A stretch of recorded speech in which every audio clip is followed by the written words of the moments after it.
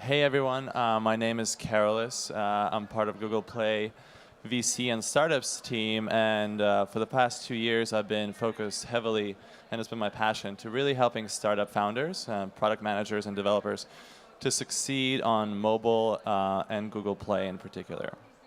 And my passion for technology really goes back all the way back when I was my youngin' days, when I was a little kid and growing up in Lithuania, which was not too far from here. And I remember initially when I got my first computer and the first chat apps started popping around, and ICQ was my favorite one. I started talking to people around the world. It really felt like that would be the technology that will change everything and will break down the walls globally. But it actually wasn't. It was a small dent until this guy came around. You guys might remember. It's good old Nokia 5110, my first phone. It really sort of untethered my life, and it was one of the first steps in the iteration for the future of technology and what has later become a smartphone. And a smartphone, and in particular, and Android OS, which is powered by Google for around 1.4 billion people, was the technology that truly changed the world and made the world connected, and we at Google are super proud of that. And as part of my job, I talk to a lot of startup founders around the world, and whether it's small companies here or big companies in Brazil or India or US, I'm always sort of struck by the fact how little startup founders and product managers know about the key strategies on succeeding on mobile and Google Play. So we'll talk a lot about that, and especially because there's so many apps out there and it's so competitive, so we'll try to give as much sort of tangible strategic tips that we can about things we can do at Google for you to help succeed. So before we start, quick poll, show of hands. People here, how many people have an Android phone? Okay, not bad. How many people have an iPhone? Okay, pretty good. Any other phone? Windows phone, a BlackBerry, feature phone? No feature phones? Do you have is it a feature phone? Is it no phone? Okay, so it's very interesting because I think between Android and iPhone is pretty even, and the world is actually very different. If you think about it globally, Android has a massive, massive, massive market share, and we're super proud of that. And we'll talk about that a little bit, about the reach of Android in general, how that can actually help you succeed. And the reason Android is so successful is because there's literally a device for everybody that's essentially nearly custom-made for you. So as a startup founder, you probably have a few goals in mind. So I'll try to go through all of them individually and how Android truly helps you succeed in each of them.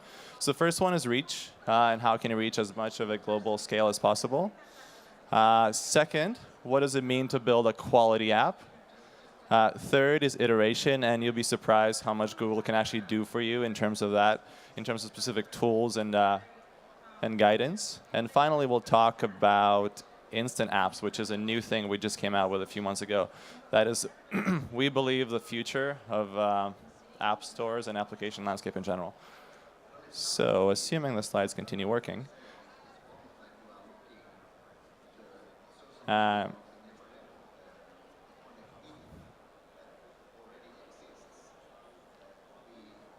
you go. So the first thing we'll talk about is reach, and you're probably building for Android because you want to reach as many people as possible. And if you look at the slide here, Ben Evans from Andreessen Horowitz makes a really good point that smartphone penetration is literally closing in on everybody in the world. And that's a massive deal because if you think about any industry in the world, and when you're building a product, you're trying to sell it, there's only mobile that allows you to sell your product to nearly everybody in the world. And that's unprecedented. That's impossible any time before in the history of the world. And if you want to reach as many people as possible, Android is an obvious choice. And here's just a few statistics to show you why. Android already reaches over 1.4 billion 30-day active users. It has over 1.5 million devices activated on a daily basis. It has 400 OEMs working on it, and also over 400 operator partnerships that we work with to make that happen. And while Android really helps with the device penetration, it's Google Play that truly brings it to the business world and makes it possible for you guys to actually make money from Android. And you can see here we have over 1 billion 30-day active users, over 65 billion app installs to date in the last 12 months, over 1 million apps available in the store, and also what's most impressive is the spend is twice as fast in the emerging markets, which is probably where you should focus on if you want to reach as many people as possible. And our job is really to make sure that we enable these users to actually make the payments and pay for the goods and you make in the Play Store. And here's the next slide about it. Over the last 12 months, we really focused on that and make sure that actually people are able to pay for your apps. So we enabled over 61 new forms of payment around the world in 32 new markets, which means that about 400 million people are now able to make payments for your apps. And we're super proud of that. So there's so many opportunities out here. So next, I'll talk about quality and what that really means. When we looked at the top apps in Google Play, and we did the analysis, we saw that all of them are high quality. And what that really means is multiple things. So first is your app needs to actually meet the user needs and build something they truly, truly love. The second is you want to make sure that it has a beautiful design and easy to use. Third, you want to make sure it doesn't crash, it doesn't waste battery, it doesn't do all these things that are just annoying. And finally, you want to make sure that your app truly stands out. So where there's new technology that's being implemented, you should definitely take a look and adopt it if it makes sense for you. So this is actually a very important slide. And if you think about this, your app rating, the user rating truly will impact how much money you'll make from your app. And the results are staggering. So you can see what a multiple of jump that is from different levels of ratings. It's unbelievable. And we've done this analysis just looking at the app ratings and the business models we're using. And we actually went a step further and looked at specific ratings in general. So we looked at all the one-star ratings that we saw in the whole Play Store in English language that had a specific topic in mind. And over 50% of users complained about stability of the apps and the bugs they found in the apps. So 50% of these things are addressable issues with pretty simple testing. And conversely, if you look at the 5-star ratings, over 65% of people praise the apps for the speed, for the design, and for the usability. Again, it's one of these things that are just pretty easy to do as long as you focus on the right things and the right tools. So we use the testing and analysis using machine learning ourselves, but we want to make sure that we can also enable you to do the same thing. So we use machine learning and natural language processing to analyze your reviews as well. So if you go to the developer console, you can actually see how your reviews are reflected in your star ratings. We can also identify which topics in particular are driving the biggest user feedback and specific star ratings. So it's very useful. Definitely recommend going in and checking it out. So once you understand what users love and hate about your app, you want to make sure you actually act on it and make sure you talk to your users. So one of the most powerful things you can do as a founder or product manager is actually interact with users and their feedback. And we've seen that if you reply to feedback, more often than not, the users will go back and update their negative rating to your app specifically. And also there's a few other things you can do that's pretty new in the developer console. You can actually track trends in individual star ratings. So you can see what's affecting a 4-star rating versus 3-star rating, what specific topics people are complaining about. You can actually do a free text search about specific topics people are complaining about. And also you can get a notification when your users actually go back and update the star ratings they left before. So we talked about ways to make sure you're focusing on the right features and experiences for your users, but it's equally important to make sure your app's actually beautiful. But it's not just beautiful for the sake of being beautiful. We have material design as a universal system that gives you ability to sort of build apps with consistent look and feel. And it's one of those intangible things that users feel. And when they pick up the app and it's missing, it's very evident in hand. So let's quickly go through all the key principles of material design. First one is tangible surfaces, which means that apps give you sort of cues based on how objects interact in the real world. The second is print-like design. So you want to make sure that your content is bold, that it's graphic, that's intentional. And also you want to make sure that it truly reflects your brand as well. So you don't just want to build out sort of a generic material design application, but actually want to make sure it reflects your brand very specifically. The third is meaningful motion. So you want to make sure you sort of, the way you design your app, it truly drives the user's attention to the specific areas within that app and the specific actions you want them to take within that app. And the fourth is adaptive design. Because of such a big device and format penetration these days, You want to make sure that your users don't have to relearn the same user interactions over and over again as they move from the phone, from the tablet, to the TV or your watch as well. So you want to really make sure it's consistent across all these devices. Now here's just one of the examples of apps, specific apps that had great success building from material design and converting from the previous design, and it's Trello. It's a collaboration app, and once they redesigned their app, they saw a 10% increase in sessions per user per week, 52% more boards created, which is the core action in the app itself, and 63% more people added more boards per session as well. So it truly drove significant improvements in the usability of the app. And over the last 2 years since we unveiled material design, we've seen so many amazing implementations of it. So if you go to the showcase at this link, you can take a look at these and use that as an inspiration for the future. And we do have material design awards at Google I/O every year. So if you build something truly phenomenal, you can definitely be nominated and considered for it. Looks like we're stuck again. Hey guys. Sorry.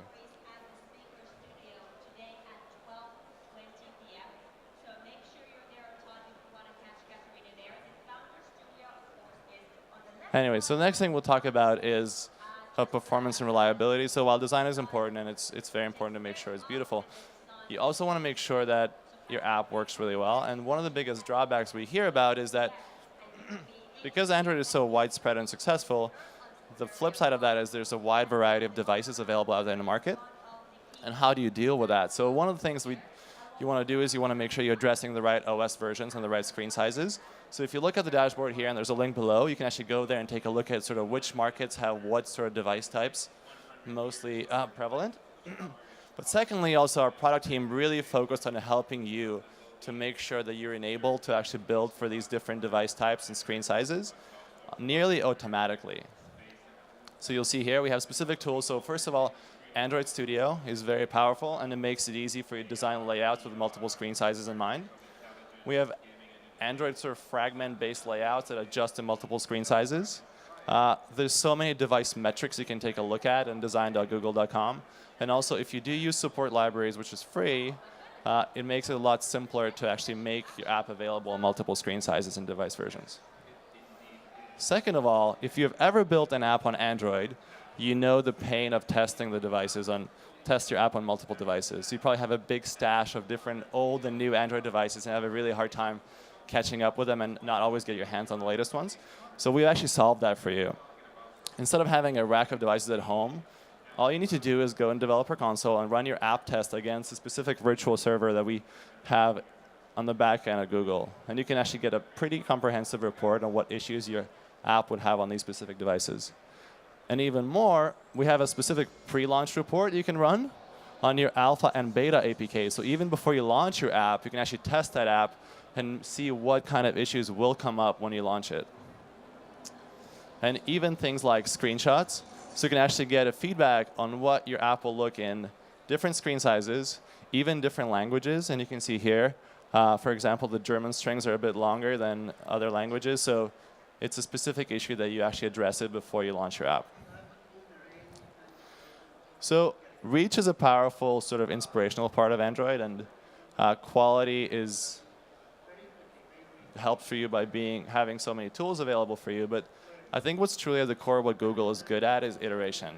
You know, we're known for testing different shades of the same color to help us get the best conversion rate for the search links. We're known for adding beta label to launching the best new features for Gmail, things like that. So we want to make sure that we give the same powerful tools to you as well as you working on your app specifically. So as a startup founder, you want to make sure that you have the perfect market fit for your product. And that often involves testing with users. But the biggest challenge is that recruiting users is very hard. Second, your friends and family may not be the most objective critics of your creations. Maybe your mom loves you and loves your app, but she may not be the best person to give you feedback. And also, what if you don't have any friends or people to give your app to test to? So if you guys ever watched Silicon Valley TV show on HBO, this is basically the problem we're solving, where Pied Piper is trying to test their beta, and they don't have enough testers. So you should be doing beta testing and testing in general at specific phases or different phases depending on what your needs are. So whether it's beta testing, soft launching, or full launching, or even when it's live, and not just on the new launches of your apps, but also on specific new features. So for example, Facebook and Snapchat has a massive pool of testers available to them. So when they roll out new features, they actually go out to that group first, test it, see how it works, and then go roll out fully in production. And I'm mentioning this because it truly, truly works. When we looked at the top 1,000 apps on Google Play Store, 60% of them, over 60% of them, actually running beta tests right now. And you can see why. But we also realized that while testing is very useful and you should be doing it, it's not always easy to find those testers. And we realized for every startup founder out there who needs testers, there are a ton of testers out there who actually want to test new and exciting apps and games out there. So we actually decided to bridge that gap between the two. And what we announced a few months ago was called Early Access, which is a new collection on Google Play where we're featuring apps that are still in development. So you can actually go there and test the new apps before they launch and give private feedback to the founders. And what's most amazing about it is the feedback is private, so there's no sort of risk and damage to your reputation as you build it and put it out there, because only you can see it and you can address it before you launch that in production. So it's a very powerful tool that we find founders find very, very, very useful.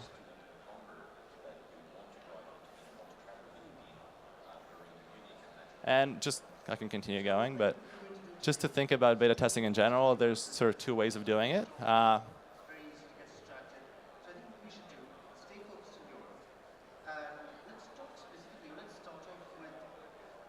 One is open betas, so you can actually just put it out there and make sure everybody's able to go in there. The new thing we've done is we enabled opt-in to beta testing directly from the Play Store listing, so you no longer have to go through specific websites and out there, and you can just go straight in and opt in and download the app. But you can also have a private group, and you can launch your private beta to a specific group of testers that you have. So here's just a couple of success stories from the early access testing. First one is OmniDrone's new game called Titan Brawl. They were one of the early launch partners for our early access collection and Google I/O. Over 2 or 3 months, they amassed over 300,000 testers who downloaded their game, gave them feedback, they improved it, and upon launch, they now have a 4.6 rating and well on path to be a successful game developer. The second one is ReadFeed, another impressive app. It's the first online book club. It's a one-man shop. It's a guy in New York who basically quit his job to build a new app. And he had no resources, but he came to early access. He put this app out there in the collection early access and had over 50,000 beta testers who gave him feedback on everything from the new features, the usability issues, the bugs, and the kind of things he should be focusing on, and even the markets he should be focusing on. As a result, he launched it, and now just a few weeks ago, he has a 4-star rating. People are loving the app, and he's just focusing on next iterations now. So once you built your app, and it's incredible because you looked at the analysis of the ratings and you beta tested it, you're out there and you're live. You want to make sure you grow the audience and you acquire more users over time. And the best way to do this is actually use store listing experiments. And again, we went back and looked at this, and our top developers, the top 1,000 developers in the Play Store, are using, 70% of them are using store listing experiments to make sure they're succeeding.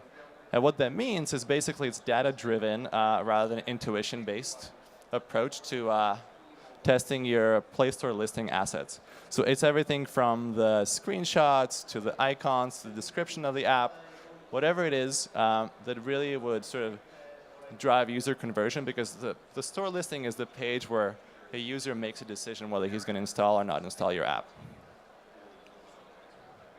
And here's a couple more success stories. So one is Flare Games, and we found that the icon testing is usually most effective. So they have done this, and they've had a 30% increase in installs. The eRepublic Labs, another developer, did a lot of experiments, try to see what works, what doesn't, and they had anywhere between 5 to 29% of conversion rates for the store listings as well. This is actually quite interesting because Mixi was a developer of the game called Monster Strike. It's a great game. And they had a an issue of going to a US market, which they had no idea what the US users was actually like.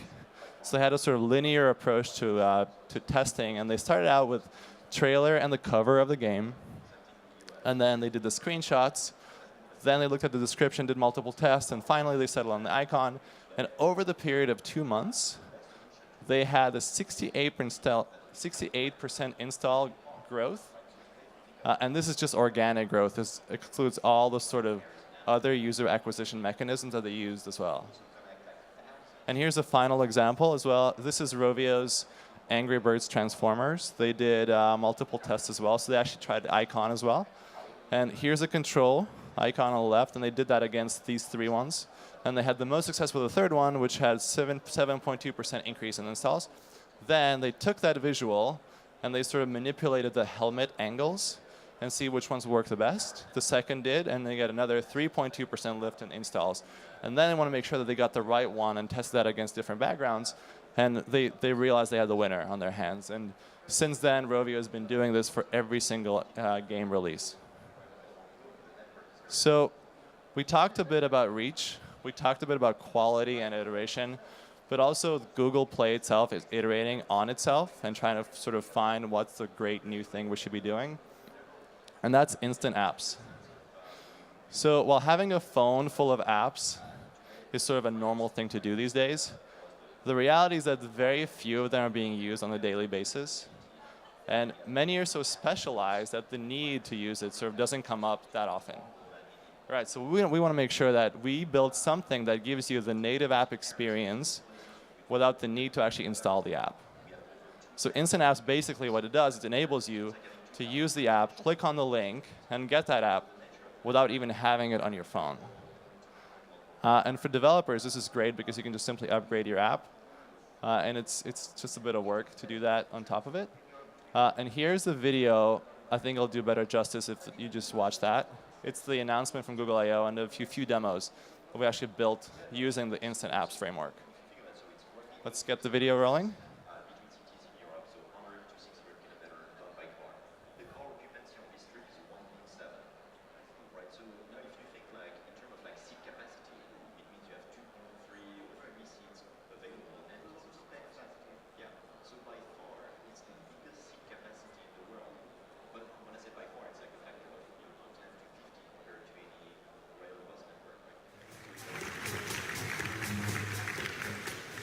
Thanks, Jason. Hi, everybody. I'm Ellie from the Android team, and I'm here with Ficus Kirkpatrick, our engineering director. We hope that Firebase will make it a lot easier for all of you to build great apps. And we're also thinking hard about how Android apps should evolve and do more. We'll be showing you a sneak peek of a new project. We think it's going to change how people experience Android apps, and we'll be bringing it to Android users and developers over the next year. Developers like all of you here have built amazing Android apps.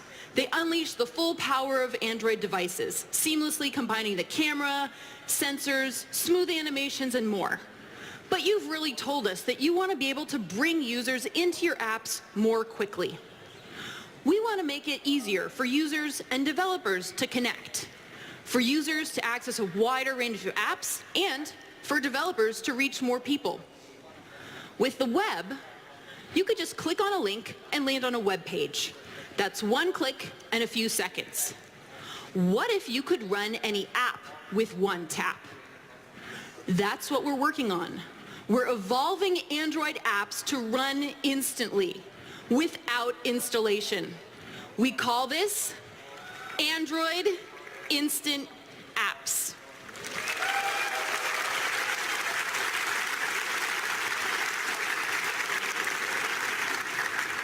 We're going to share a quick preview of what we've been working on, and I can't tell you how much I've been looking forward to this moment for a really long time.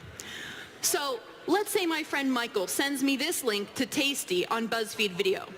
And let's be completely clear. Let's be honest with each other. I do not have the BuzzFeed Video app installed on my phone.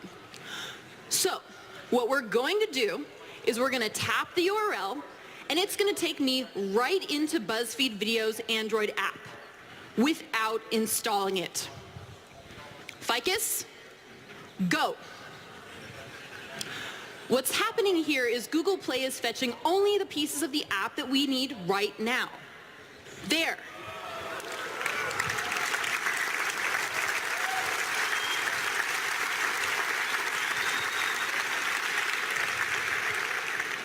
We are in the Android app, and I didn't even have to install it. It was pretty fast too, right? So here you can see there's a bunch of different videos showing to make a whole bunch of different recipes, and the videos start playing automatically. Remember, it's a real Android app, right? And I can just swipe and go to the next video really quickly. The app was able to open so fast because it's been split up into modules. When Ficus tapped the link, Google Play downloaded only the code that was necessary to display this screen. And if I want to keep BuzzFeed Video on my home screen, it's simple to install the app right here. Here's another example. B&H Photo and Video has a beautiful Android app, but I don't have it on my phone because I don't shop for cameras every day. Now, if I'm searching for something specific, like a camera bag, I can still get that same experience. With one tap, the app opens up right to the bag I want to buy. Technically, this is a deep link to the Android activity B&H wrote to display this product page. And that's all Google Play needed to download. I can also swipe here and see more details about the bag. Now, when I add it to my cart, the animation there, it was pretty slick. And at checkout time, Android Pay works, just like if I had the app installed. I don't have to pull out my credit card or type in my name and address. With Android Instant Apps, I'm already signed in, and I'm ready to pay. And so it's going to take me 2 taps, not 2 minutes. Finally,